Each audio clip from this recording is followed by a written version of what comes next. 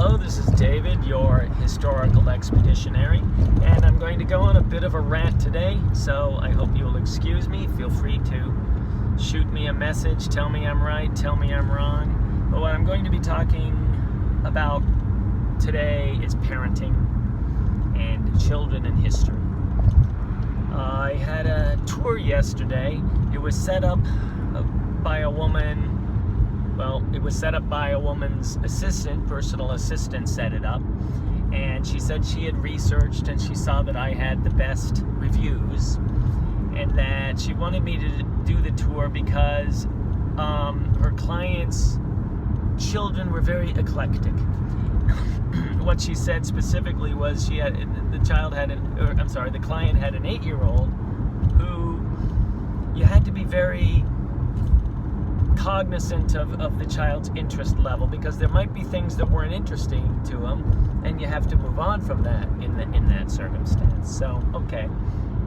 So, in other words, if the kid's not into the Declaration of Independence, we chuck that, or slavery, not an interest to the 8-year-old, then we delete slavery from the presentation, and we make sure that we're able to adapt to this 8-year-old's needs of the moment. And this is not an unusual request for me to hear. I'm trying to imagine my mother calling a guide and saying, please make sure and cater everything to my 8-year-old. I really don't think that would have happened, but not unusual in today's world. So anyway, I meet the people. Kids are very nice kids. And I talk to them over at the Philadelphia Visitor Center, which is at 6th and Market Street. I walk up 1 block to Chestnut with them. We go 1 block to the left, and then we go inside Independence Hall, and we see their presentation, which includes they sit in the chairs for 10 minutes as they do an opening discussion, and then we stand and we see 2 different things.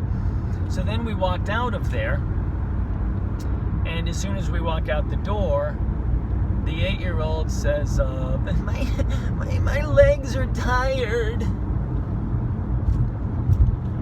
Okay, he's 8 years old, and he's walked 2 blocks. He walked 1 block up, 1 block to the left. I'm 54, I walk for 6 hours a day. Kyle's 60. But the 8-year-old, he was exhausted. Now, any parent out there knows what's going on. Kids, if they're not getting exactly what they want, often will be either hungry or tired, right? They just ate, but they're hungry. Or they haven't walked, but they're tired. And that's just because they're not getting what they want, and either they do this purposely to manipulate events, or they're just, they don't know why they're doing it, but suddenly they're thinking that they're hungry or they're tired. And any parent says, and most parents I deal with, they say, you're fine, go on. But in this case, the woman said, well, can we go to a bench, and then you can talk to him on the bench, because he's tired.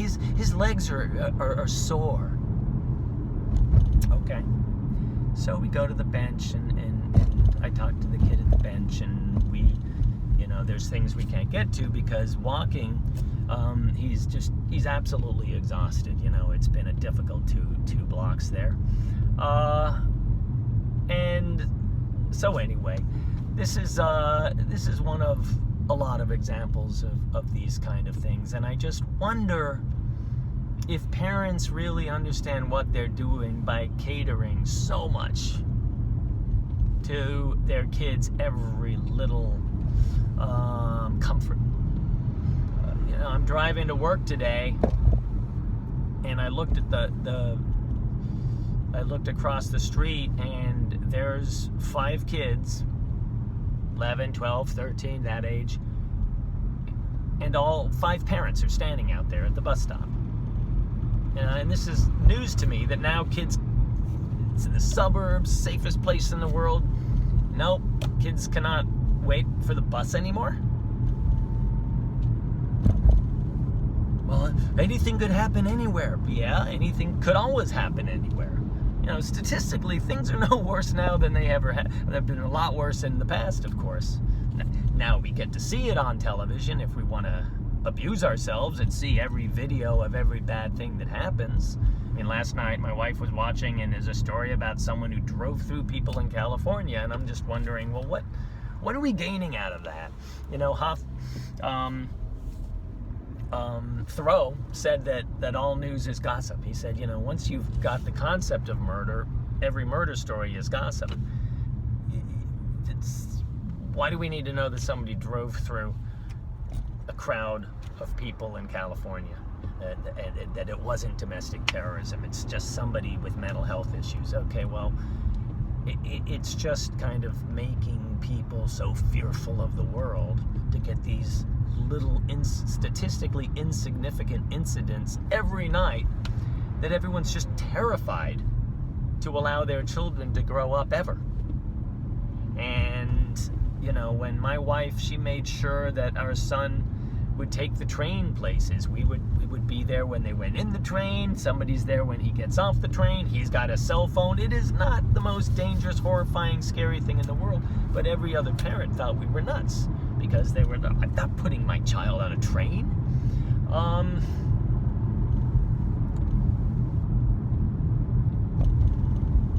A couple weeks ago, this woman tells me, you know, my kid, he wants to go to a restaurant where the people are dressed in colonial gear and everything. And I said, well, you're in luck. We have such a place. We have just such a restaurant, City Tavern, world famous.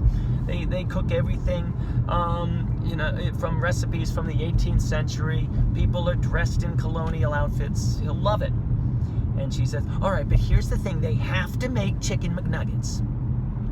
Can you have them make him chicken McNuggets? No, they're not going to give him fucking chicken McNuggets.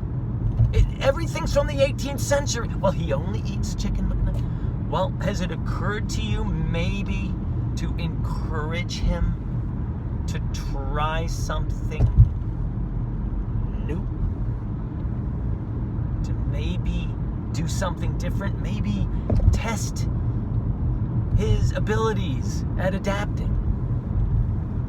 No, she said, oh, we can't go there if they're not going to do chicken McNuggets. She said, do you think they would be willing to order from McDonald's and give him chicken?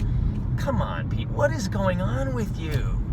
What is going on with parenting? Someone on Facebook over Halloween wrote, oh, I showed my kids The Exorcist and they were bored in 2 minutes. This movie really doesn't wear well. No, it's not the movie. Your kids suck. Your kids suck. They need some villain jumping at them within the first 2 minutes of a movie, or they're bored and tired, and you let them get away with this attitude. You should know these people are going to be losers. They are not going to accomplish anything. They're probably not going to leave home till they're 40. People are not getting their children adapted to be able to deal with life. Now, there is nothing more exciting and thrilling than giving a tour to kids who are interested in the history and you know, feel the history. There's nothing better. It's why a lot of us do this. And I've had such great experiences with kids. And of course, I see a lot of tremendous parents. And, you know, I remember once I was giving a tour to this girl, and she's just looking at me kind of blasé, and she's on her phone the whole time. And I thought, boy, you know, that's obnoxious that the parent lets the kid do this. Let's be clear. I'm really ranting about the parents. I am not ranting about the kids. Kids are kids. But anyway, the dad comes up to me about halfway through and he says, listen, I don't want you to feel insulted. She's writing down everything you're saying. And I looked, and sure enough, she was like a court stenographer who kind of leaves her body and just types everything. So, you know, I've had fantastic experiences with children, and there's nothing more exciting when that happens. But it is not the job of me or your teachers or history in general to mold itself so that it is immediately interesting and understandable to a child who is not listening or interested or going to make an attempt. I mean, all teaching is going to be a two-way street. And with some of these kids, I really feel for the teachers out there. I don't know how they can handle it when these children have been taught by everything, by every level of society, that it is the job of society to bring everything down to that child's level and make it immediately entertaining and understandable for that child. Because I don't know how these children are going to adapt to adulthood. I don't know how they're going to deal with struggle if they can't walk 3 blocks. And if they're going to have parents that are going to cater to them in whatever they need. It's tough enough for the teachers out there. It's tough enough for them to be able to teach these kids.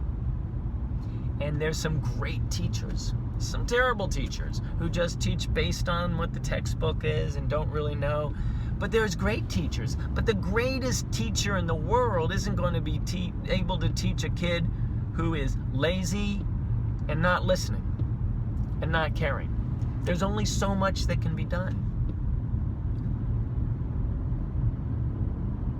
And those are my thoughts on this particular subject. So anyway, at the moment I am driving out to Connecticut because I'm going to be meeting a group of kids, and I'll talk to you about that tomorrow. I've been to this school a couple times before, and it's always been a fantastic experience for me. I hope it's going to be a fantastic experience for them. And I'll talk to you all soon. Thanks.